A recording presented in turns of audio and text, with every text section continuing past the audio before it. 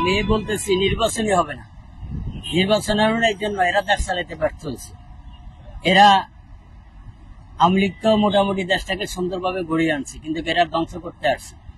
তাতে এদের তো নির্বাচন এরা করতেই পারবে না, বরং এরা আওয়ামী লীগের থেকে ভয়াবহ পরিণতির শিকার হবে। কেননা এরা আন্তর্জাতিকভাবে এরা এক ঘরে, এরা যতই পত্রিকা লেখক এটা লেখক যে আমরা এটা করছি, আমরা বিনিয়োগের বহর আসতেছে, এটা মিথ্যা। এবং এরা একেবারে 100% ব্যর্থ হবে এবং এদের বিচার হবে। কেন এরা হইল এদের কঠিন বিচার হবে, কেন এরা দেশটাকে শেষ করার জন্য আসছে। আমি কোনো আওয়ামী লীগও বুঝি না, কিচ্ছু করি না। আমার দৃষ্টিতে মনে হচ্ছে যে এরা আসলে নাশকতাকারী। এরা কোনো মানুষের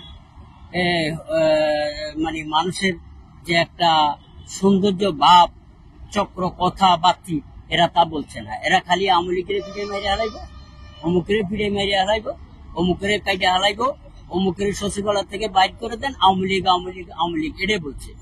অতএব এরা পারবে না, এরা ব্যর্থ হবে, নির্বাচনও হবে না। পরবর্তীতে কে আসবে জানি না, তবে নির্বাচন হবে না।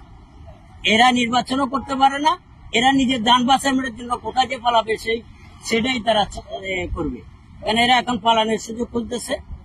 একেবারে বাস্তবতা যেটু আমি যতটুকু বুঝি, আমি আন্তর্জাতিক ভাবে আমি বুঝতে পারছি, দেশীয় যে পত্র পত্রিকা এখান থেকে আমি কিছুটা বুঝতে পারছি যে এগুলো সব 100% মিথ্যা কথা বলে, কোনোটাই সত্য নাই এদের।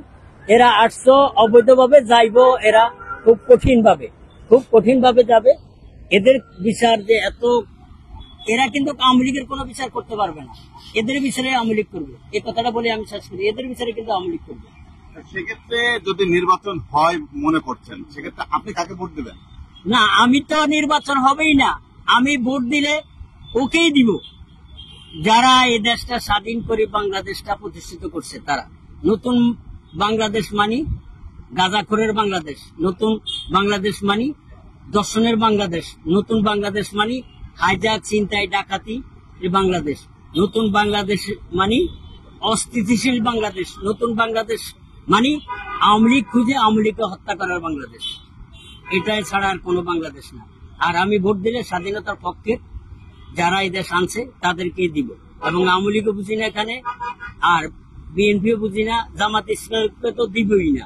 কেন এরা একত্র শ্রেণী পরাজিত শক্তি, এরা এই দেশকে ধ্বংস করার জন্য আসছে। এরা একত্র শ্রেণী আমার 30 লক্ষ বাঙালিকে হত্যা করছে, 2 লক্ষ 69 মা বোনের যে নষ্ট করছে। এই দেশটা কিন্তু বঙ্গবন্ধু স্বাধীন করছে, তারে বাড়ি এরা পড়াই দিছে, তারে বাড়ি এরা ভাঙ্গিয়ে দিছে। অতএব মানুষের মনে ক্ষোভ আছে, সময় মতো এদের কঠিন বিচার হবে। এরা কিছুই করতে পারবে না, এরা ব্যর্থ হবে। এরা এখন পালাইবার পথ খুঁজছে। আমি একটা কথা বলি, সুদখোর ইউনূসকে যারা সমর্থন করছে সে কোনো মুসলমান হতে পারে না।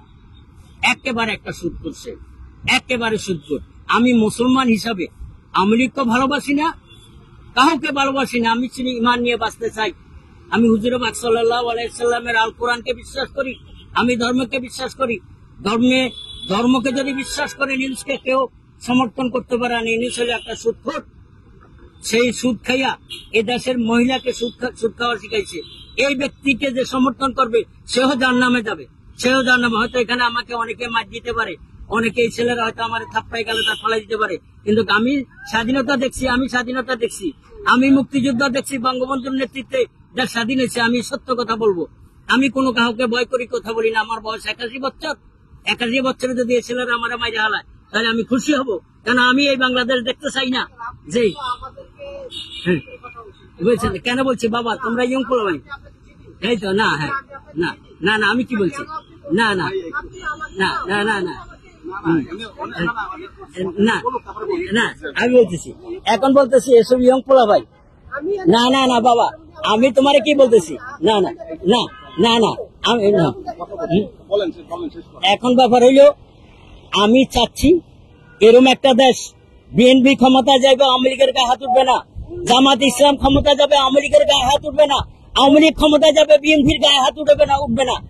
জামাত ইসলামের ক্ষমতা যাবে, বিএনপির গায়ে হাত উঠবে না। এই বাংলাদেশ আমি চাই, যে এই বাংলাদেশে কেউ কারো বাড়ি ভাঙতে পারবে না, কেউ কারোর অত্যাচার করতে পারবে না। সেই বাংলাদেশ আমি চাই, সেই বাংলাদেশে আমি চাই আওয়ামী লীগ ক্ষমতা এলে বিএনপির গায়ে হাত দিতে পারবে না, জামাত ইসলামের গায়ে হাত দিতে পারবে না। বিএনপি ক্ষমতা আসছে, এখন তারা এখনই সাবধান হয়ে এখনই তারা স্টপ হইতে হবে, না হলে বাংলাদেশ ভয়ঙ্কর বিপদগ্রস্ত হবে। আমি যে বলছি এই ছেলে যে আমার উপর খেপছে না, আমি ওই ছেলেকে বলছি যে বাবারা, আমি খুব কষ্ট পাইছি এই দেশের উপরে, আমার খুব কষ্ট লাগে যে আমি এই দেশটা আনছি, আমি মুক্তিযোদ্ধা, আমি দেশ স্বাধীন করে আনছি বঙ্গবন্ধুর নির্দেশে, আর এই বঙ্গবন্ধুর বাড়িটা পড়ে হেলাইল। তাই আগামী বলতেছি, যদি বিএনপি ক্ষমতা আসে কারো বাড়ি যেন না পড়ে, আর এখানে স্টপ করতে হবে। আওয়ামী লীগ যদি ক্ষমতা আসে আর জন কোনোদিন কোন বিএনপির গায়ে হাত না দেয়, কোন জামাতে ইসলামের গায়ে হাত না দেয়, কেননা এই দেশটা আমার আপনার সবার। কেন আমরা ভাইয়ে ভাইয়ে মারামারি করবো, কাটাকাটি করবো? কি জন্য কাটাকাটি করবো? আজকে যারা কাটাকাটি করছে তারা কি স্বাধীনতা দেখছে? দেখে নাই। দেখছি তো আমি। তাইলে আমার আহ্বান থাকবে, তোমরা এই দেশের সন্তান, এই দেশে জন্মগ্রহণ করছো, তোমরা কেন মারামারি করবা, কেন কাটাকাটি করবা? তোমরা যদি দেশটাকে ঠিক করতে চাও তো সবাইকে মিলে নিয়ে একটা নির্বাচন করো, কে আসে, কে হারে, কে জিতে, সেটা সামনে প্রমাণ হবে। তোমরা সেই রাস্তা হাঁটো। কেন কেন বিএনপির গায়ে হাত দিব, কেন জামাত ইসলামের গায়ে হাত দিব, কেন আওয়ামী লীগের গায়ে হাত দিব? এই রাস্তা ছাড়তে হবে, এই রাস্তা ছাড়তে হবে, এই রাস্তা ছেড়ে দিতে হবে। রাস্তায় একটাই, আমরা এই দেশে জন্মগ্রহণ করছি, আমরা ভাই ভাই হিসাবে চলবো।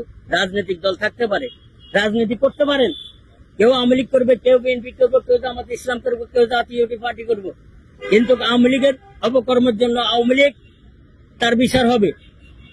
কিন্তু কারো বাড়ি ভাঙার অধিকার কারো নাই, কারো গিরা গুড়া